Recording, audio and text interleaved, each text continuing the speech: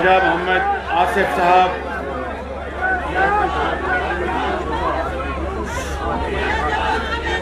محترم جناب احسن اقبال صاحب، محترم جناب رانا ثناء اللہ صاحب، محترم جناب خواجہ سعد رفیق صاحب اور میرے دیگر انتہائی قابل احترام ممبران قومی و صوبائی اسمبلی اور سیال کوٹ کے میرے عظیم بزرگوں، نوجوان ساتھیوں، میری بہنوں اور نواز شریف کے شہیدوں، السلام علیکم۔ آج میں یہاں پر اپنے ساتھیوں کے ساتھ حاضر ہوں آپ کی خدمت میں کہ حالیہ کنٹونمنٹ کے انتخابات میں جو آپ نے خواجہ محمد آصف صاحب کی سربراہی میں اور دوسرے ساتھیوں کے ساتھ آپ نے جو مارکا مارا ہے، میدان مارا ہے، میں آج اپنی طرف سے اور میاں محمد نواز شریف کی طرف سے آپ کو مبارکباد دینے آیا ہوں، خواجہ صاحب کو مبارکباد دینے آیا ہوں۔ اور یہ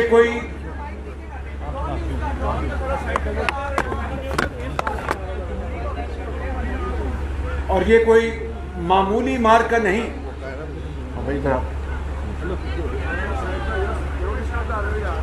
یہ کوئی معمولی مارکا نہیں، اس لیے کہ کنٹونمنٹ بورڈز وہ علاقے ہیں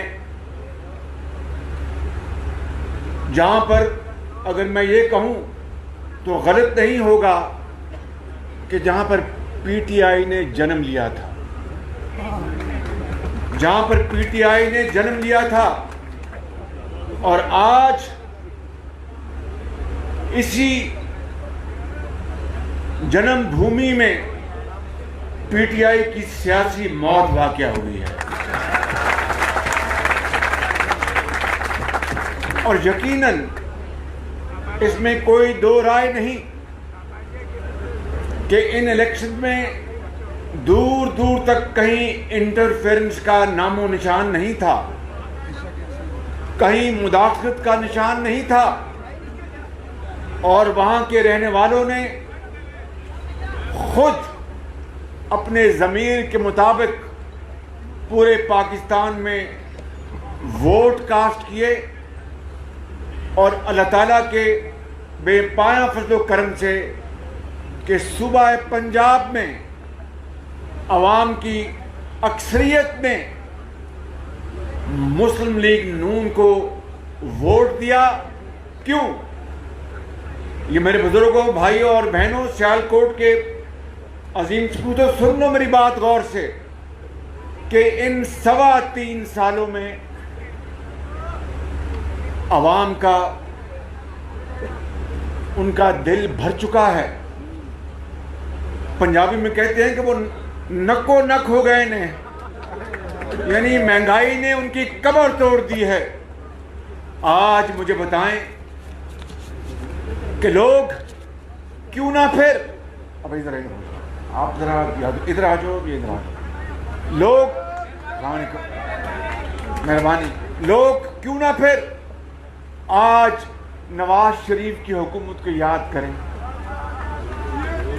میرے بزرگوں، بھائی اور بہنوں، کہ آج چینی 108 اور 10 روپے کلو پہنچ گئی ہے، اور اس وقت 2013 سے لے کے 18 تک چینی 52 روپے سے اوپر نہیں گئی تھی، اور آج ان 3.25 سالوں میں اربوں روپے کی قیمت کی چینی امپورٹ کی گئی ہے، پہلے ایکسپورٹ کی گئی، اور اے ٹی ایم مشینوں کو اربوں روپے کا ڈاکہ ڈالنے کی اجازت دی گئی، اور پھر آپ کے سیالکوٹ کے باسیوں سے بہتر کون جانتا ہے کہ آپ پاکستان کا زر مبادلہ کماتے ہیں، آپ فٹ بال ایکسپورٹ کرتے ہیں، آپ کرکٹ بیٹ ایکسپورٹ کرتے ہیں، آپ سرجیکل ایکوپمنٹ ایکسپورٹ کرتے ہیں، اور کیا کچھ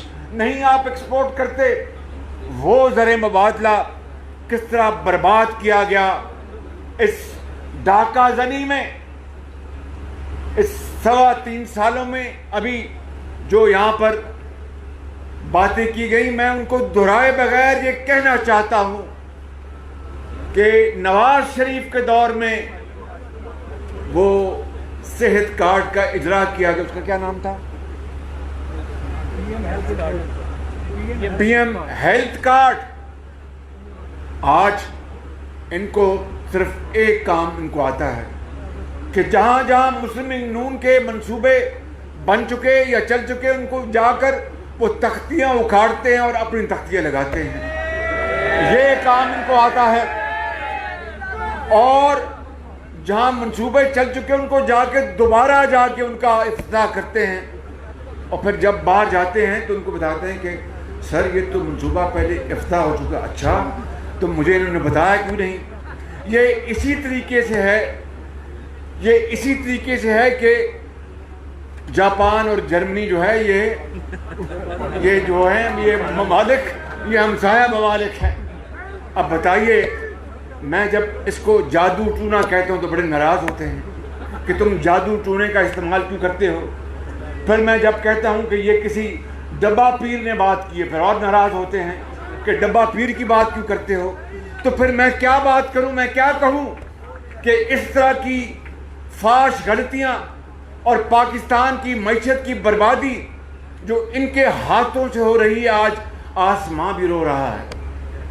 آپ یقین کریں کہ یہاں پر بیٹھے ہوں گے، اور ظاہر ہے کہ ضمیر کے مطابق 2018 میں اس مجمع میں بعض لوگوں نے کیوں نہیں، ان کا حق ہے کہ شاید اس لیے ووٹ دیا ہوگا پی ٹی آئی کو کہ ایک صحیح تبدیلی آ جائے گی۔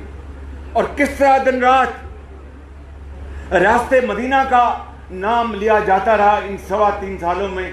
تو بتائیں کہ ریاست مدینہ میں کوئی بھوکا سوتا تھا؟ بتاؤ مجھے، ریاست مدینہ میں کوئی بھوکا سو سکتا تھا؟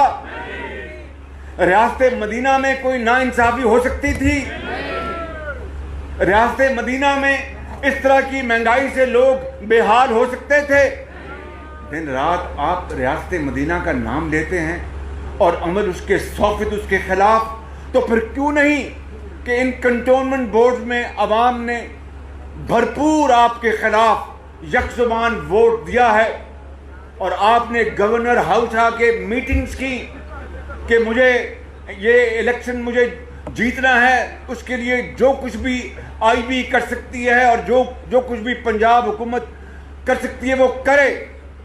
میرے بزرگوں، بھائیوں اور بہنوں، آج 3.25 سال بعد لوگ مسلم لیگ نون اور نواز شریف کی حکومت کو اس لیے یاد کرتے ہیں کہ ہسپتالوں میں دوائیاں مفت ملتی تھیں، ہسپتالوں میں دوائیاں مفت ملتی تھیں، ہسپتالوں میں سی ٹی اسکین مفت ہوتے تھے اور اعلیٰ قسم کی دوائیاں ملتی تھیں، ہسپتالوں میں علاج ڈائلسس فری ہوتا تھا، اور قوم کے لاکھوں بچوں اور بچیوں کو ان کی اعلیٰ تعلیمی قابلیت کی بنا پر لیپ ٹاپس فری ملتے تھے انعام کے طور پر۔ اور یہ کہتے تھے اس وقت کہ شہباز شریف لیپ ٹاپ دے رہا ہے یہ رشوت کے طور پر۔ تو میں نے اس وقت کہا تھا کہ میں ان کو بچوں کو، جو کسی یتیم کی بچی ہے، کسی کاروباری کی بیٹی ہے یا کسی تانگے بان کا بیٹا ہے، اگر وہ محنت کرتا ہے اس کے ہاتھ میں اگر میں لیپ ٹاپ نہ دوں تو کیا میں ان کو کلاشن کوف دوں، یا ان کو میں کوئی خدا نہ خواستہ کسی اور طرف لگا دوں؟ آج کیا پتا تھا کہ کووڈ آنے والا ہے؟ آج کووڈ آیا تو انہی لیپ ٹاپس کے ذریعے بچے تعلیم حاصل کر رہے ہیں۔ آج کووڈ آیا تو انہی لیپ ٹاپ کے ذریعے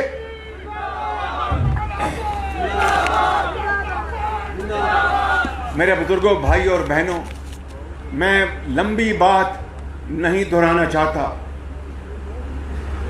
میں نے کئی غلطی سے کہہ دیا اور میری جلد بازی کی عادت ہے، میں مانتا ہوں اس بات کو، مگر جلد بازی کس بات کے لیے؟ کہ پاکستان کی قوم کی حالت بدل جائے. یہاں پر غریب، بے روزگار، یتیم کے اوپر یہ قوم دست شفقت رکھے. اور حضرت قائد اعظم نے عظیم تحریک کے ذریعے اور قربانیوں کے ذریعے جو ملک بنایا تھا، خدا داد ملک پاکستان، وہاں پر اللہ کی حاکمیت ہو اور ہر ایک کو اس کا حق ملے. یہ کس طرح ہو سکتا ہے کہ 74 سال بعد بھی ہم ایٹمی طاقت ہونے کے باوجود بھی ابھی کشکول لیے پھرتے ہیں؟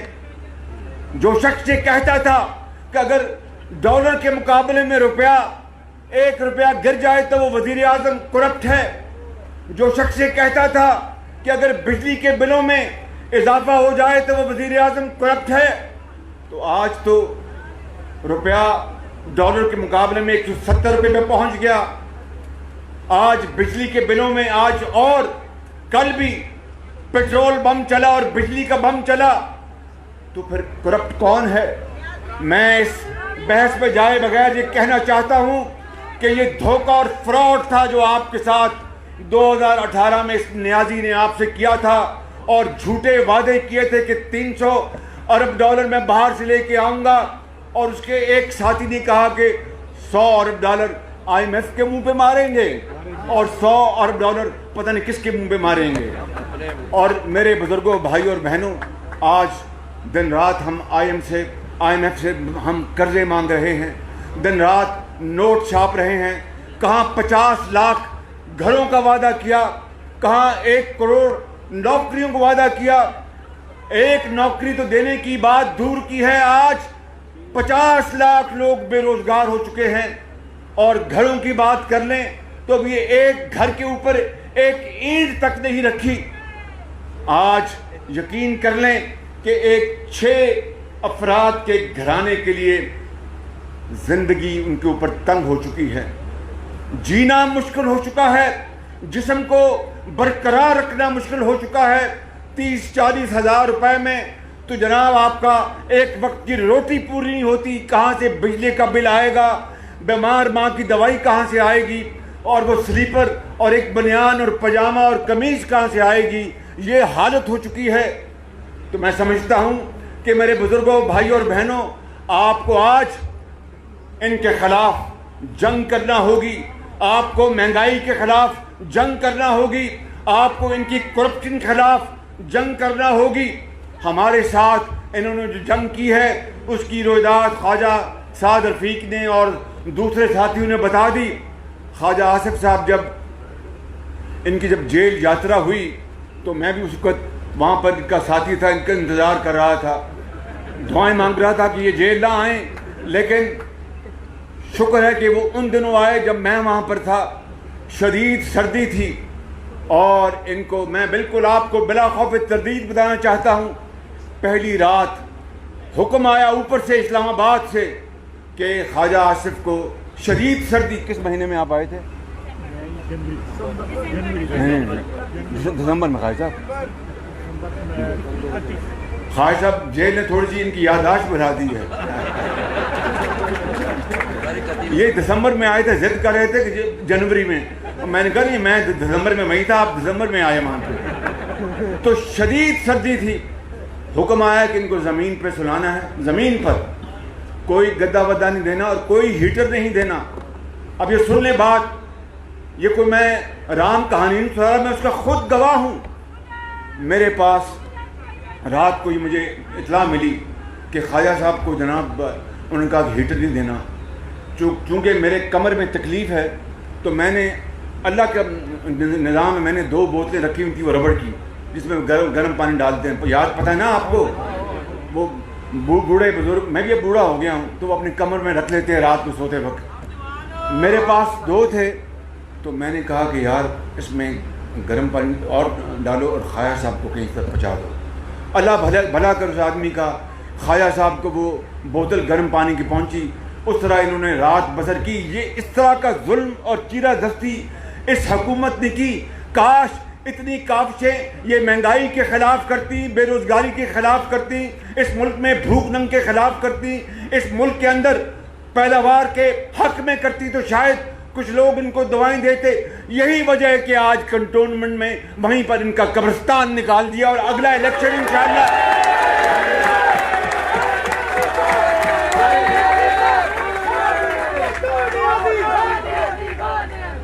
اور اگلا الیکشن اللہ تعالیٰ نے چاہا تو اگلا الیکشن آپ کا ہوگا انشاءاللہ. اگلا الیکشن نواز شریف کی قیادت میں مسلم لیگ نون پورے پاکستان میں میدان مارے گی انشاءاللہ تعالیٰ.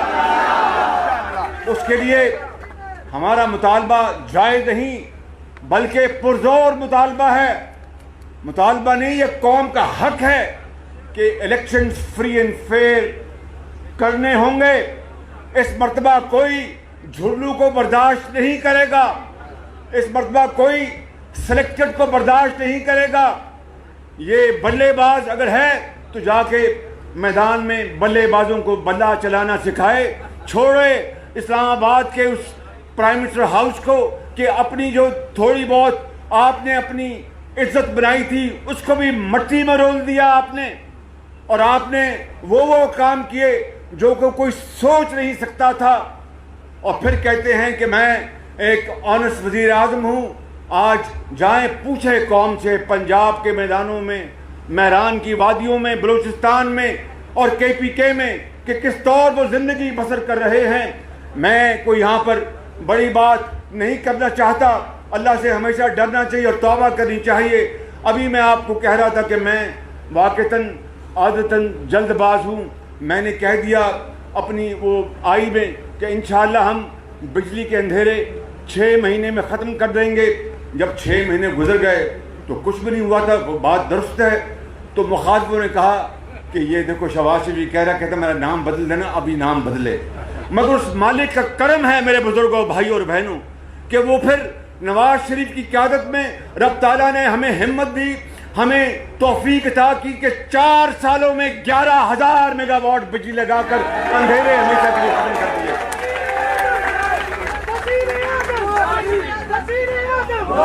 اسی طریقے سے اگر ہمیں موقع ملا ہوتا, بڑی بات نہیں کرتا. یہاں پر بڑے ایکسپرٹس بیٹھے ہیں, احسن اقبال ہیں, سعد رفیق ریلوے کے منسٹر رہے, خایا صاحب واٹر اینڈ پارک کے منسٹر رہے, اور کچھ دوست یہاں پر موجود نہیں, پنجاب کے رانا ثناء اللہ تھے میرے ساتھی, اور بھی یہاں پر بیٹھے ہیں جنہوں نے بڑی خدمات انجام دی ہیں.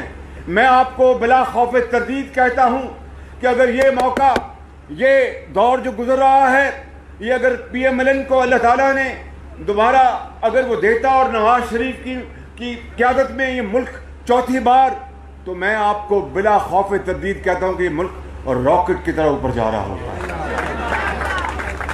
صنعتوں کی چمنیوں سے دھواں نکل رہا ہوتا, لاکھوں لوگوں کو روزگار مل رہا ہوتا, بے روزگاری کے خاتمے کے لیے دن رات کام ہو رہا ہوتا, ہسپتالوں میں مریضوں کے لیے اور سہولتیں مہیا ہوتی, ان کے لیے بہترین علاج ہوتا. میں بڑی بات نہیں کرتا. ڈینگی آئی تو آپ جانتے ہیں کہ ڈینگی سے کس طرح ہم لڑے. یہ کووڈ آیا تھا, یہ کوئی میں کسی کو الزام نہیں دے رہا. کووڈ ایک آیا, ایک آفت تھی اور ہے, لیکن ہم لڑ کر جاتے ہیں, کووڈ کا مقابلہ کرتے ہیں اور اس کو ہم کنٹرول کرتے ہیں بالکل. لیکن ان کو توفیق نہیں ہوئی کہ دوائیاں خرید سکیں. یہ اپنی عطیات کے اوپر لگے رہے کہ عطیات آئیں, چائنا سے آئیں, فلاں سے آئیں, اور پیسہ جو ہے ATM مشینیں بناتی رہیں, اربوں روپے کھائے جاتے رہیں, اور یہ ریاست مدینہ کی بات کرتے رہیں. میرے بزرگوں, بھائیوں اور بہنوں, اب مزید انتظار نہیں کیا جا سکتا. ہمیں کھڑا ہونا ہوگا اس مہنگائی کے خلاف. ہمیں جنگ لڑنی ہوگی اس کرپٹ حکومت کے خلاف, ہمیں جنگ لڑنی ہوگی. اور ہمارا مطالبہ ہے عدلیہ سے, تمام آئینی اداروں سے, عدلیہ ہو, چاہے مقننہ ہو, چاہے انتظامیہ ہو, چاہے الیکشن کمیشن ہو, چاہے کوئی اور ادارہ ہو, کہ ہر صورت اس ملک کو شفاف الیکشن چاہیے, قانون کی حکمرانی چاہیے, सिविलियन सुप्रीमेसी चाहिए। अगर ये कौम को अगर ये बात मिलती है तो मेरी मुफाहमत तो फिर यही है। और क्या मेरी मुफाहमत है?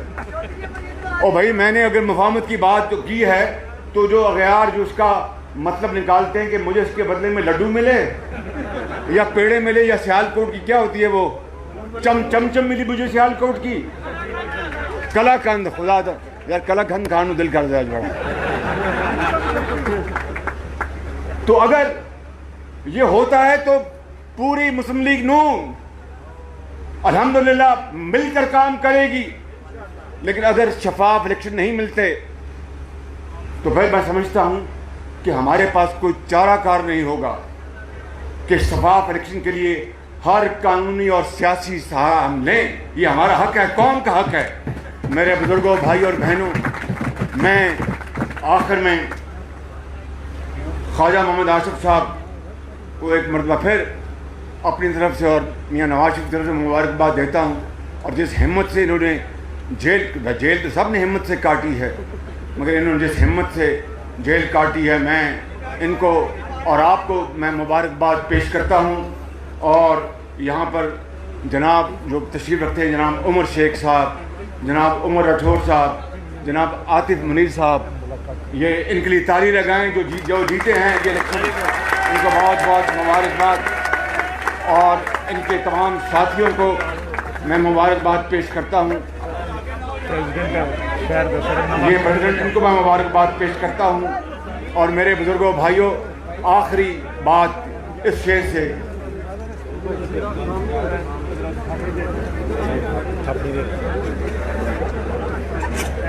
ये ताली लगाएं ना जरा जोर से।